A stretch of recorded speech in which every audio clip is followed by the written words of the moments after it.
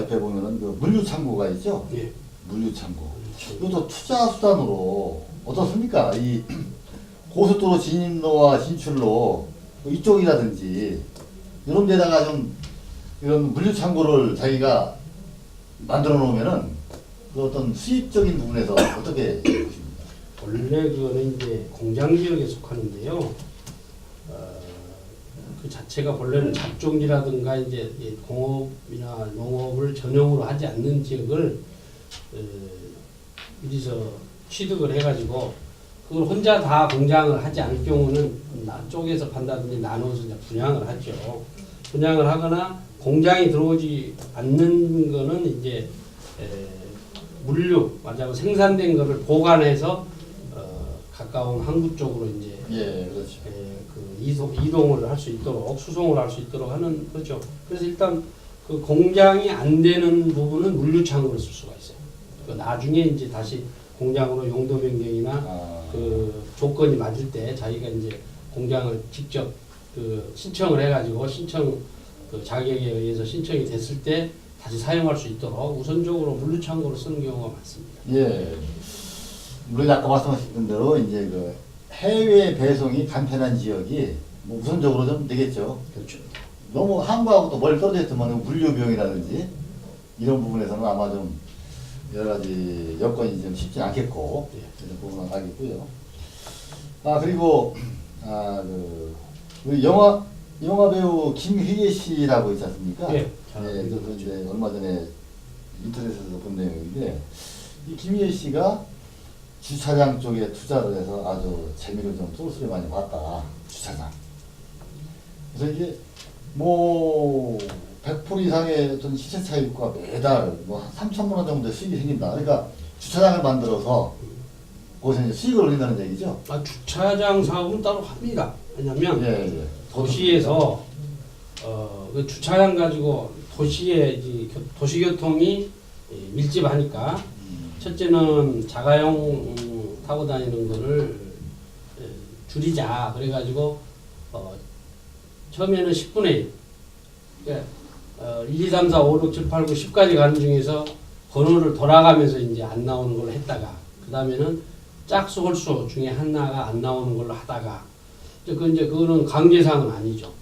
그리고 이제 도심에 그 불법 주차를 못하게 하니까 주차장이 인기가 있었어요.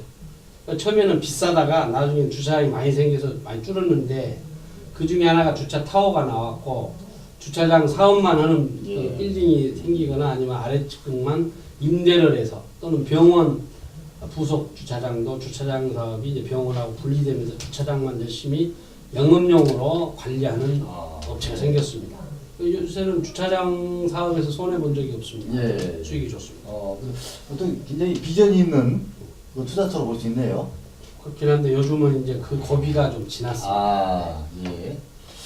자, 그 다음에는 이제 우리 그 토지를 살 때 여러 가지 이제 특히 이제 그 농촌 지역에 뭐 여러 가지 있지 않습니까? 뭐 자연환경 보전 지역이라든지 뭐 녹지 지역이라든지 관리 지역, 농림 지역 이렇게 좀 여러 가지 분야로 나누는데 우선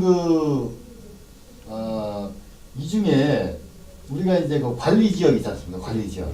이게 가장 누가 선호하는 지역이 아니겠어요? 예. 관리 지역이. 근데 관리 지역도 도시 지역이 있고 농촌 지역이 있어요. 예. 요거에 대한 차이점과 좀 어떤 투자 전망 알려주세요. 토지 투자를 주로 이제 제일 그 효율성이랄까 적은 돈으로 이제 돈 많이 번다라고 생각하면 도시계획을 미리서 알면 이제 서울처럼 이미 끝나버린 도시는 어렵겠지만 군이 시로되는 경우라든지 공단이 조성되면 공단을 사는 게 아니라 공단의 배후 상권과 주거지역을 미리서 보는 거예요. 근데 거기에서도 이제 상업지역과 오피스텔이 들어설 수 있고 이제 건물이 들어설 수 있는 지역인데 그래서 주로 그거를 뭘 기준으로 보느냐면은 교통, 그 간선도로가 들어가는 쪽이나 전철이 들어가는 것을 역세권이라고 합니다. 역세권은 왜냐하면은 그걸 타고 출근 또는 퇴근하는 거, 그다음에 이제 그 상업적이라도 방문하기 좋은 사람들이 거기에 일단 숙박시설이 들어오고, 극장이라든가 문화시설이 들어오고, 그다음에 여러 가지 상권이 이제 음식점이라든지 등이 들어오기 때문에 역세권을 먼저 기준으로 봅니다. 역세권에서 가까운, 바로 역 또는 가까운 역세권에 투자를 하게 됩니다. 도시적이고 이제 예를 들어서 그 관리 지역이라면은 우리가 이제 아까 말씀하신 대로 이제 물론 이제 정보를 입수하면야 얼마나 좋겠습니까? 사실 이제 우리가 이제 기본 상식적인 선에서 이제 농촌 지역 같은 경우는 이게 이제 그 뭐 예를 들어서 여기가 이제 그 상가 지역이 들어올지 공업 지역이라든지 뭐 주거 지역이라든지 이게 뭔가 이렇게 좀 세분화되어 있지 않고 이게 나름대로 이 세 개를 동시에 다 그 관리 지역 내에 그 만들 수 있는 뭐 이런 상황 아닌가요? 도시 지역과는 틀리 농촌 지역에서. 농촌 지역에서 이제 용도에 따른 분류를 보면 계획관리 지역이라는 말씀 지금 하셨는데, 계획관리 지역은 이제 그 도로를 도시를 만들 때 도로를 4m, 8m 이렇게 소도로, 중도로, 이제 큰 도로, 간선도로 이렇게 가는데, 이 그 도로를 따라서 계획관리 지역이 이제 우리가 이제 따르는 건데, 왜 계획관리가 되냐면은 이게 이제 건폐율과 용적률이 차이가 나기 때문에, 물론 이제 그 상업지구를 나누는 기준도 되고, 건폐율이나 용적률, 건폐율이라는 거는 땅의 전체를 건물을 지을 수 없다라는 걸 전제로 반 또는 4분의 1, 30%, 20% 이렇게 갑니다. 그래서 도시지역은 도시에서 상업지역은 100%를 다 인정하는 경우가 있고, 또 나머지는 50% 이하, 뭐 시골 같은 데는 20%까지 이게 그 건폐율, 집을 지을 수 있는 면적을 일단 제한합니다. 그 다음에 높이 올라가는 지역을 높이로만 보지 않고 전체 그 개발하는 땅의 몇 프로를 그 건물을 지을 수 있느냐에 따라서, 그러니까 20%에 100%다 그러면은 5분의 1의 면적에 본래 그 땅의 면적만큼 올라가는 거죠. 그러니까 5분의 1에 5배가 되는 거죠. 그러니까 500평이면 100평에 500평의 용적률이 생기는 거예요. 그러니까 100평짜리 5층을 지을 수 있다는 결론이거든요. 그 비율이 달라집니다. 그래서 관리 지역을 나눔으로써 그 밀집의 정도를 규제하는 거라고 볼 수가 있습니다. 그리고 아까 농업진흥구역 이야기 하셨는데, 그 절대농지라는 말을 요즘에는 잘 안 쓰고, 그렇죠. 예. 농업진흥구역, 그러니까 되도록 농사를 지을 땅으로 남겨놓는 최소한의 농지 내에서 그린벨트라고 해야 되나요? 개발제한구역처럼 다른 농사 외에 다른 것을 못하게 전용으로 쓸 수 있도록 만들었습니다. 그래서 그걸 요새는 농업진흥구역이라고 하고 있습니다. 예. 그래서 도시 지역에 살다가 네. 약간 이제 뭐 좀 귀농 귀촌도 좀 많이 늘어나고 있잖아요. 그렇죠. 예. 그래서 이제 뭐 시설 재배를 한다. 뭐 여러 가지 뭐 곤충 사업을 한다. 그렇죠. 네. 예. 요즘 이렇게 뜨는 어떤 그 사업을 찾아서 이제 많이 하는데요. 대부분 이제 뭐 농림 지역 내에 예를 들어서 이런 시설물을 이제 분양을 받는다. 이제 그러면 그 자기가 직접 들어가서 그 시설을 공사를 하는 게 아니라 이제 만들어진 세트라고 가정하고 예. 그것을 이제 분양을 받을 때 요런 농림 지역이라든지 이런 부분도 좀 참고를 해주면 어떻게 됩니까? 그냥 가서 돈만 주면 뭐 대부분 다 입주를 하던데 어떻게 주의사항이 뭘까요? 지금 말씀대로 농사를 짓거나 가축을 기르거나 귀뚜라미를 키우거나 그러는 거는 농촌에서는 규제가 비교적 적은 편이죠. 예. 왜냐하면 농촌에서 농사와 비슷한, 그래서 이제 주로 이제 큰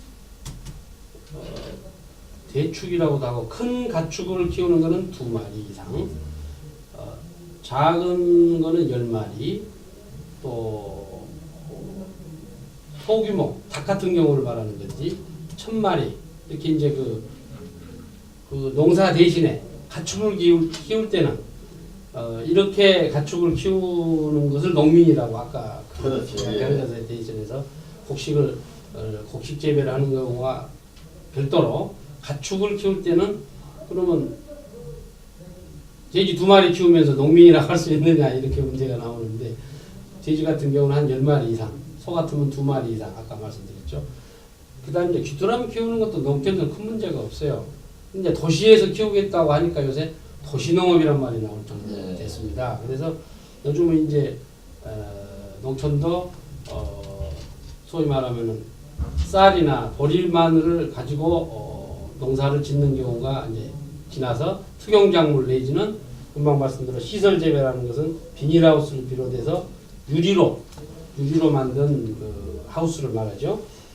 아까 그다음에 이제 곤충 사업 등을 할 수 있도록 했는데 시골보다는 도시 쪽에도 요즘에는 오히려 거주하면서 농사할 수 있도록 곤충도 일종의 농사로 보는 그런 바이오 산업을 하고 있습니다.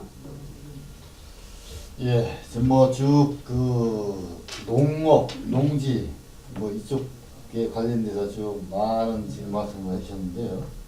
우리가 이제 그 농림지역이라는 것은 사실 이게 뭐 국토법상의 농림지역이 있고 농지법상의 농림지역이다 이렇게 되는데 요거에 대한 무슨 뭐 정확한 어떤 차이점이 있습니까?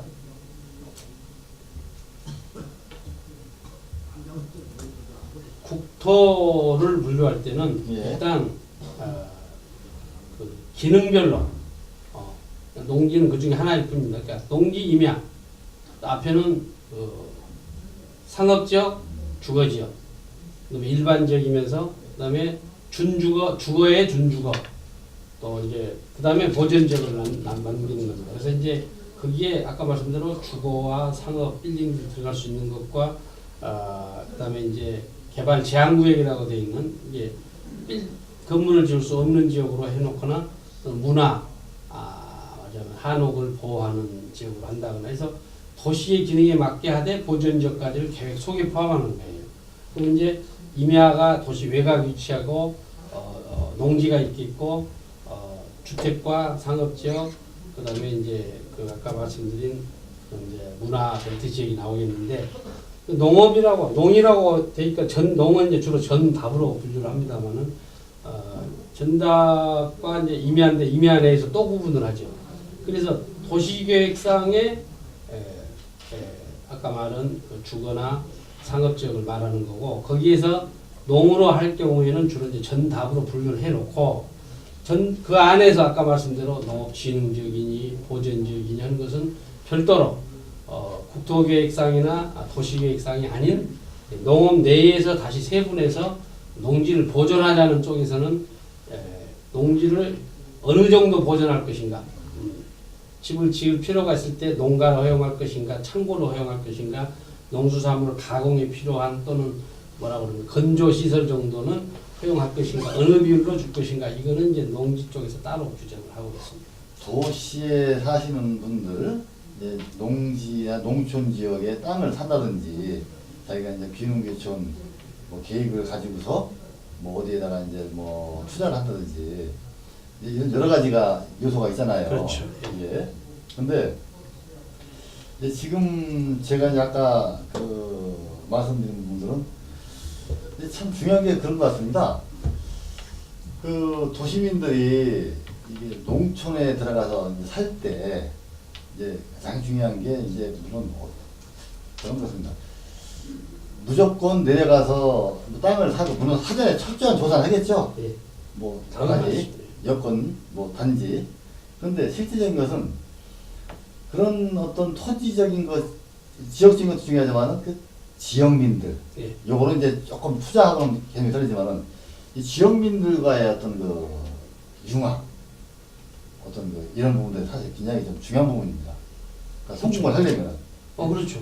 이런 부분들을 좀 슬기롭게 할 수 있는 어떤 노하우 뭐가 있을까요? 그거는 이제 법적이나 이런 제도적인 걸 떠나서 예. 그 보통 농민들이 귀농을 했는데도 그다음에는 정부의 정책에 의해서 값싸게 주택도 50% 이렇게 싸게 해주고 이렇게 하는데 처음에는 이제 귀농만 생각하고 주변에 그냥 뭐 예. 농작물을 조금 자급자족하는 식물을 해서 이제 채소를 자급자족해서 토마토니 뭐 가지니 오이니 이런 걸 재배해서 먹는다는 그냥 좀 낭만적으로 가는데 항상 이제 가보면은 집만 필요한 게 아니라 일정에게 소득이 필요해요. 예를 들면 수입이 없이 1년 2년 가다 보면은 그 따다가 먹는 정도는 안 되고 월 300 이상은 되어야 유지가 됩니다. 그래서 처음에는 100평 가지고 하던 그런 텃밭을 300평, 500평 이렇게 키워서 어느 정도 자기도 먹고 팔 수 있는 정도가 돼야 이제 가능하고 일반 농작물은 그렇게 어려워요. 그래서 이제 버섯 재배라든지 아까 같은 귀뚜라미 농법이라든지 또 다른 시설, 하우스 등을 해가지고 단위 면적당 수확을 높이는 작업들을 하죠. 그런데 이 일을 하는데 농사는 해보면 아시지만 혼자 못합니다. 그러겠죠. 예. 예를 들면 파종기가 한 2주 정도로 빨리 파종을 해야 되는데 할 일 다 하고 하려면 이웃 사람들과 같이 협업을 해야 되는데 이웃하고 친해지지 않고 혼자 그냥 도시에 살다가 혼자 그 가족끼리만 잘 지내자 그러고 그렇게 사는 상황이 될 수가 없어요. 마을이 집이 10이건 20이건 이웃하고 저쪽에 모내기 할 때는 같이 모내기 하고 우리가 과일을 딸 때는 같이 와서 과일 따주고 또 그 뭐 공지를 씌운다 할 때 한꺼번에 빨리 해야 되는데 혼자는 할 수가 없어. 혼자 하면은 뭐 한 달도 걸리고 늦어지죠. 밭을 가는 것도 마찬가지입니다. 내가 다 그 경운기를 다 갖고 있으면 모르겠지만 옆집에 경운기 갈아주도록 불러야 되고 또 뭐 말리고 옮기고 또 그것 때문에 농협이 필요하고 와서 우리가 재배해 놓은 또는 수확한 것들을 한꺼번에 모아서 팔아주고 우리는 농사만 전념할 수 있도록 하고 이렇게 하는 것이죠. 그래서 그 고장에 가겠다 하면은 미리서 평소에 뭐 친구 집일 수도 있고 자기 고향일 수도 있고 그러면 명절이나 그 전후에 좀 교류가 있고 가서도 주민들하고 이게 뭐 있으면 나누는 또 먹는 거라든지 뭐 소식이라든지 뭐 서로 내가 호박 있을 때는 호박을 주고 가지가 있을 때 가지를 얻어보고 이런 식으로 협조가 되고 분위기가 돼야 되는데 마을의 회의라든지 가끔 이런 그 행사가 있으면 참석도 하고 이래야 되는데 귀농하신 분들이 그걸 실패하는 경우가 많습니다. 그게 소위 왕따가 돼 있어. 인간관계라 그러죠. 농촌에서 왕따가 되어 있다가 살기가 싫어서 다시 돌아오는 그런 경우가 많습니다. 그래서 뭐 마지막이 될 수 있는데 질문이요. 우리가 이제 요즘 언론에서 뭐 신문에서도 그렇고 자꾸 이제 시골 농촌 어떤 토착민들과 좋은 점만 이제 뭐 도시에서 내려간 귀농인들 젊은 사람들의 어떤 갈등 이제 이런 부분들을 좀 많이 이제 언급을 하고 있어요. 그래서 아까 방금 전에 원장님께서 말씀하신 대로 이제 우선은 먼저 우리 도시에서 내려가는 분들이 다가가야죠. 가서 우선은 같이 서로가 이제 시골 이게 사람들이 방법 사실 아니겠습니까? 인심이 좋은데 그분들이 초청할 때 응하기만 잘해줘도 기본을 할 수 있다고 생각됩니다. 예. 하여튼 오늘은 이렇게 좀 농업에 대해서 좀 자세하게 여러 가지를 참 나누었습니다. 예. 다음번에 또 다른 주제를 가지고 고맙습니다. 예.